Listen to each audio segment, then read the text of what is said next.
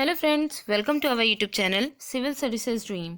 तो फ्रेंड्स, आज की इस वीडियो में हम लोग यूपीपीसीएस 2021 की टेस्ट सीरीज में टेस्ट 16 में पॉलिटी के कुछ इंपॉर्टेंट क्वेश्चंस हैं, उन्हें डिस्कस करेंगे। काफ़ी अच्छे क्वेश्चंस रखे हैं इसमें, तो आइए देखते हैं। सारे क्वेश्चंस देखेंगे, ठीक है। तो देखिए, इसमें पहला जो क्वेश्चन है इसमें दिया गया है कि राष्ट्रीय सामाजिक कार्यक्रम के अंतर्गत इनमें से कौन सी योजनाएं सम्मिलित हैं। 3 योजनाएं यहाँ पे दी गई हैं इस क्वेश्चन में, तो इसमें से हमें देखना है कौन सी योजना इसमें सम्मिलित है।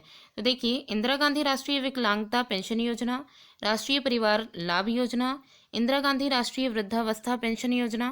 तो कूट की सहायता से हमें इसका आंसर देना है 1 व 2, केवल 3, 2 व 3 या इनमें से सभी। ठीक है, तो कौन सा आंसर होगा इसका?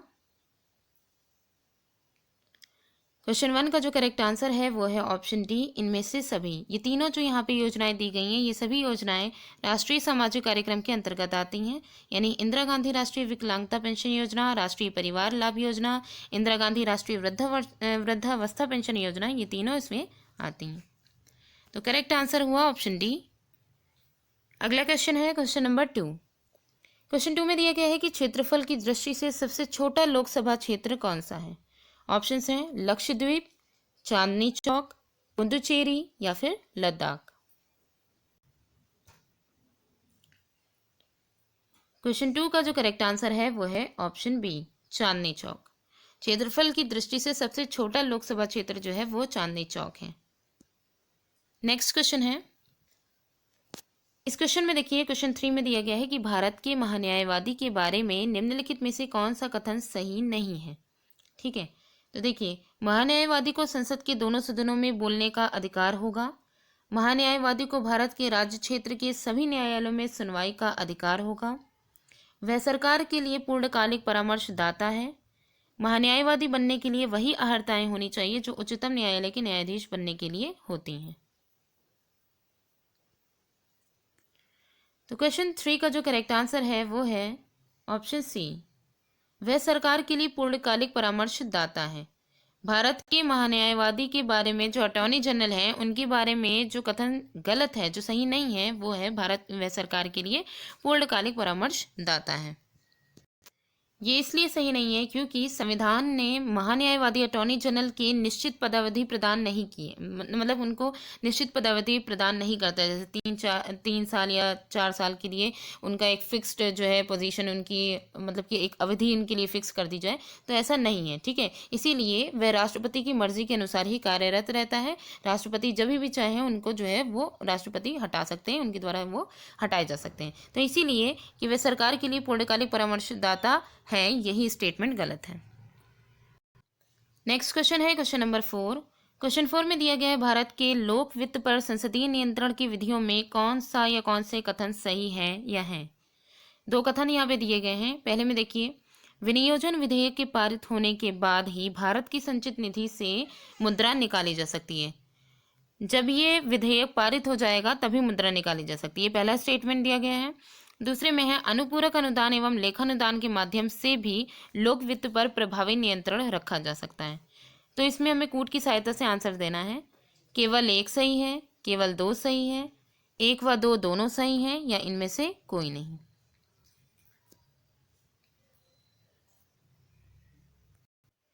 क्वेश्चन 4 का जो करेक्ट आंसर है वो है ऑप्शन सी, 1 व 2 दोनों सही हैं। यहाँ दोनों जो स्टेटमेंट दिए गए हैं भारत के लोक वित्त पर संसदीय नियंत्रण की जो विधियां हैं उनमें, तो उनके लिए विनियोजन विधेयक के पारित होने के बाद ही भारत की संचित निधि से मुद्रा निकाली जा सकती है, ये भी स्टेटमेंट सही है। दूसरे में है अनुपूरक अनुदान तथा लेखानुदान के माध्यम से लोक वित्त पर प्रभावी नियंत्रण रखा जा सकता है। ठीक है, अगला क्वेश्चन है क्वेश्चन नंबर 5। क्वेश्चन 5 में है उच्चतम न्यायालय के न्यायाधीश की योग्यताओं में निम्नलिखित में से कौन सा कथन सही नहीं है। तो यहाँ पे देखिए, कथन दिए गए हैं कि किसी उच्च न्यायालय या न्यायालयों में लगातार 10 वर्षों तक अधिवक्ता रह चुका हो। उच्च न्यायालय का जो न्यायाधीश होगा, उच्च न्यायालय के न्यायाधीश को उस राज्य जिसमें उच्च न्यायालय स्थित है का राज्यपाल की पद की शपथ दिलाता है। मतलब यहाँ पे दिया गया है उच्च न्यायालय के जो न्यायाधीश हैं उनको, उच्च न्यायालय के न्यायाधीश को उस राज्य जिसमें उच्च न्यायालय स्थित है का राज्यपाल का राज्यपाल पद की शपथ दिलाता है। उच्चतम न्यायालय के न्यायाधीश अवकाश प्राप्त करने के बाद भारत में किसी भी न्यायालय में वकालत नहीं कर सकते हैं। मुख्य न्यायाधीश राष्ट्रपति की पूर्व स्वीकृति लेकर दिल्ली के अतिरिक्त अन्य किसी स्थान पर सर्वोच्च न्यायालय की बैठक बुला सकता है। तो इसमें से कौन सा स्टेटमेंट है जो उच्चतम न्यायालय के न्यायाधीश की योग्यताओं में मतलब उसका सही उनकी योग्यताओं को नहीं दर्शाता है? क्वेश्चन 5 का जो करेक्ट आंसर है वो है ऑप्शन बी। उच्च न्यायालय के न्यायाधीशों को उस राज्य जिसमें उच्च न्यायालय स्थित है का राज्यपाल के पद की शपथ दिलाता है। मतलब राज्यपाल जो है वो जो है उनको शपथ दिलवाता है। ठीक है, ये जो स्टेटमेंट है ये उच्च न्यायालय के न्यायाधीश के लिए है, उच्चतम न्यायालय के न्यायाधीश के लिए नहीं है, इस वजह से ये स्टेटमेंट गलत है। नेक्स्ट क्वेश्चन है क्वेश्चन नंबर 6। क्वेश्चन 6 में दिया गया है उच्च न्यायालय पेटेंट और डिजाइन, उत्तराधिकार, भूमि प्राप्ति, संरक्षण या फिर दिवालियापन आदि मामलों में सुनवाई कर सकता है। ये किस क्षेत्राधिकार के अंतर्गत आता है? प्रशासनिक क्षेत्राधिकार के, अपीलीय क्षेत्राधिकार के, प्रारंभिक क्षेत्राधिकार के या फिर उच्च न्यायालय के मुकदमों का स्थानांतरण के। क्वेश्चन 6 का जो करेक्ट आंसर है वो है ऑप्शन बी, अपीलीय क्षेत्राधिकार के। अपीलीय क्षेत्राधिकार के अंतर्गत उच्च न्यायालय पेटेंट और डिजाइन, उत्तराधिकार, भूमि प्राप्ति, संरक्षण तथा दिवालियापन आदि मामलों में सुनवाई कर सकता है। उनकी अपील की जा सकती है। ठीक है, नेक्स्ट क्वेश्चन है क्वेश्चन नंबर 7। क्वेश्चन 7 में दिया गया है विधानसभाओं में जनसंख्या के आधार पर अनुसूचित जातियों और जनजातियों के लिए स्थानों का आरक्षण किया जाता है। इसका उल्लेख किस अनुच्छेद में है? अनुच्छेद 289, अनुच्छेद 268 ए, अनुच्छेद 371 या फिर अनुच्छेद 332। क्वेश्चन 7 का जो करेक्ट आंसर है वो है ऑप्शन डी, अनुच्छेद 332। अनुच्छेद 332 के अंतर्गत विधानसभाओं में जनसंख्या के आधार पर अनुसूचित जातियों और जनजातियों के लिए स्थानों का आरक्षण किया जाता है। तो क्वेश्चन 8 में देखिए, इसमें दिया गया है इनमें से कौन सा राजस्व स्रोत राज्य की प्रमुख राजस्व स्रोतों में से नहीं है? ऑप्शंस है वाहनों पर चुंगी, निगम कर, कृषि कर या फिर संपदा शुल्क।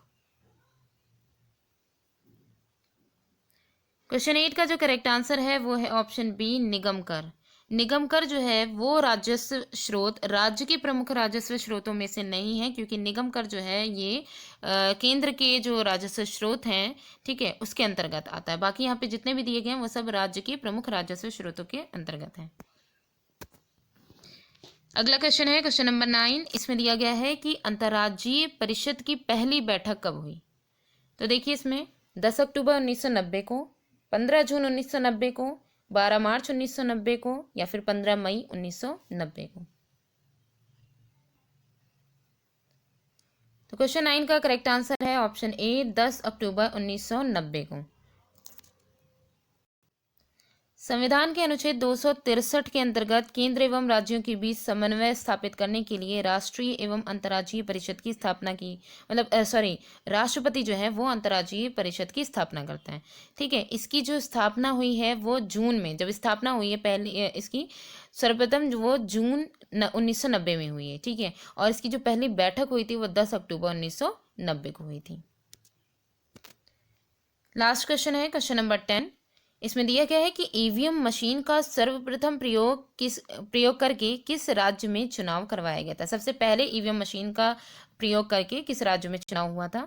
ऑप्शंस है मध्य प्रदेश, राजस्थान, केरल या फिर गोवा। तो क्वेश्चन 10 का करेक्ट आंसर है ऑप्शन सी, केरल।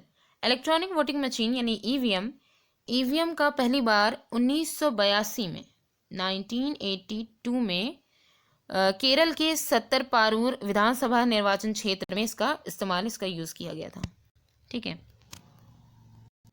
तो फ्रेंड्स आज की वीडियो यहीं पे ही एंड होती है। वीडियो कैसी लगी कमेंट करके ज़रूर बताइएगा। Thanks for watching.